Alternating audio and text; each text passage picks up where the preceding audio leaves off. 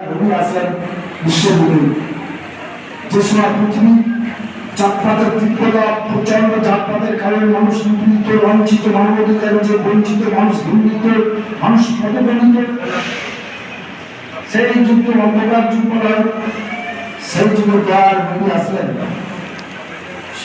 গুরু নানক বলেন দিয়ে গুরু নানক বলেন আমাদের ক্যালেন্ডার চেঞ্জ হওয়ার পর কোরআন প্রফেট মুহাম্মদ পরিপূর্ণতা কায়না এই মানব বিশ্বে সমন্বয়ে সাম্যের প্রচার, শান্তির প্রচার, শান্তির বার্তা, সম্প্রীতির বার্তা, মানবাধিকার সুরক্ষিত করার বার্তা দয়ার নবী 570 খ্রিস্টাব্দে এসে পৃথিবীর এক প্রান্তকে অবাক করতে জিতেছেন।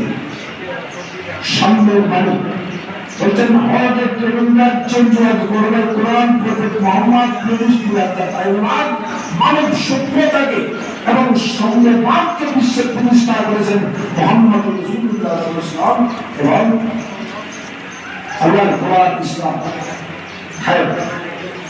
এখন এই আমার পরিবারের কাউকে কেউ যদি ভালোবাসে, আমি কিছু হই, তো আল্লাহর পরিবার সবাই, সৃষ্টিকর্তার পরিবার সবাই ঠাকুর রামকৃষ্ণ বলেন একটি ঘাট, একটি জলাশয়ের 4টা ঘাট আছে। তো যেই নামবে জল তুলছে, পানি তুলছে, মন তুলছে, আবার তুলছে, আপ তুলছে, পদার্থ সৃষ্টি করতে গেলে ওরা বিভিন্ন নামের দাবি সারা মিলে।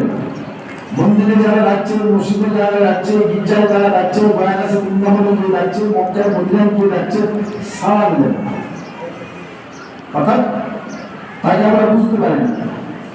মহান সৃষ্টিকর্তা কোন কায়নাত বিশ্বব্রহ্মাণ্ডের সৃষ্টি করে মানুষের জন্য সূর্য, চন্দ্র, আকাশ, বাতাস, পাহাড়, পর্বত, নদী, নালা, জীব, জানোয়ার, পশু, পাখি, ফল, মূল সমস্ত সৃষ্টি করে সুবিধার জন্য আর স্রষ্টার মহান উদ্দেশ্যকে বুঝিয়ে দেওয়ার জন্য যুগে যুগে আধ্যাত্মিক গুরু এসেছেন।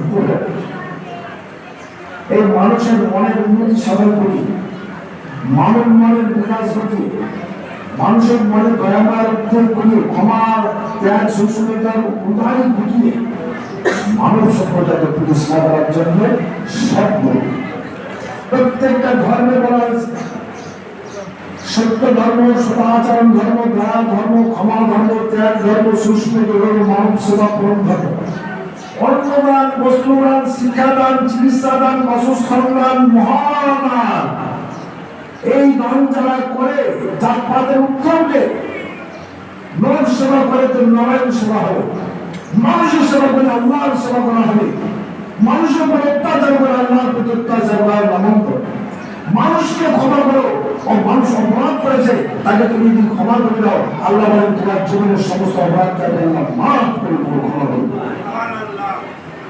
মানুষ হিসেবে সদাচরণ করুন, সত্য বলুন, সৎকর্মশীল হন, সত্যশীল হও, নীতিমান হও, নিষ্ঠাবান হও, আদর্শবান হও, চরিত্রবান হও, দয়াশীল হও, ক্ষমাশীল হও, ধৈর্যশীল হও, মহৎ হও, অর্জন করো, মহান হও, তাহলে মহান সৃষ্টিকর্তাকে তুমি তখন জানতে পারবে।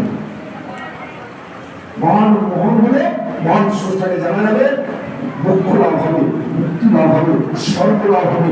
এসেছি একদিন আমরা চলে যাবো, এসেছি আমি যেমন নিষ্পাপ প্রত্যেকটা শিশু, প্রত্যেকটা কুল বিচার নয়, মানব শিশু জন্মগ্রহণ করে নিষ্পাপ হয়ে আছে। জন্মানের শিশু মাসের বেতন মুচি বলেছে, জাতপাত নয়, সর্বস্তরের শিশু নিষ্পাপ হয়ে জন্মগ্রহণ করে।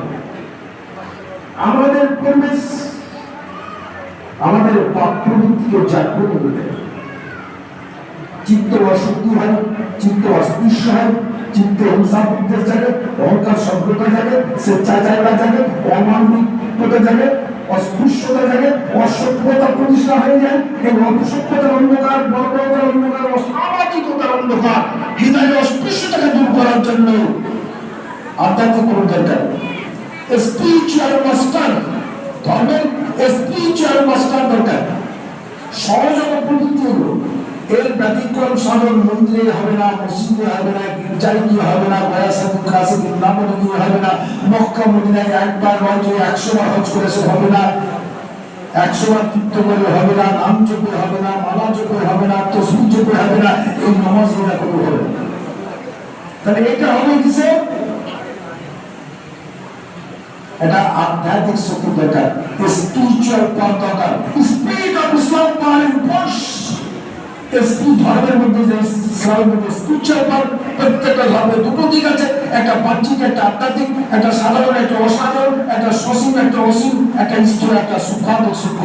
মানুষের দেহ আছে বাহ্যিক, এটা স্থূল, আর মানুষ হচ্ছে সূক্ষ্মাত্মিক সূক্ষ্ম। নারায়ণ সূক্ষ্মাত্মিক সূক্ষ্ম, আল্লাহ সূক্ষ্মাত্মিক সূক্ষ্ম, মানব হচ্ছে স্থূল, মানব দেহ হচ্ছে স্থূল, আর মানুষের সৃষ্টিকর্তা আল্লাহ হচ্ছে সূক্ষ্মাত্মিক সূক্ষ্ম, অদৃশ্য মহাশক্তি, আর মানুষ হচ্ছে অদৃশ্য মহা। মানুষ হচ্ছে অদৃশ্য সূক্ষ্মাত্মিক সূক্ষ্ম। এটা মানব দেহ, এটা মানুষ নয়। এটা মানব দেহ, এটা মানুষের চোখ, এটা মানুষের মাথা, এটা মানুষের হাত, এটা মানুষের পা। যখন মানুষ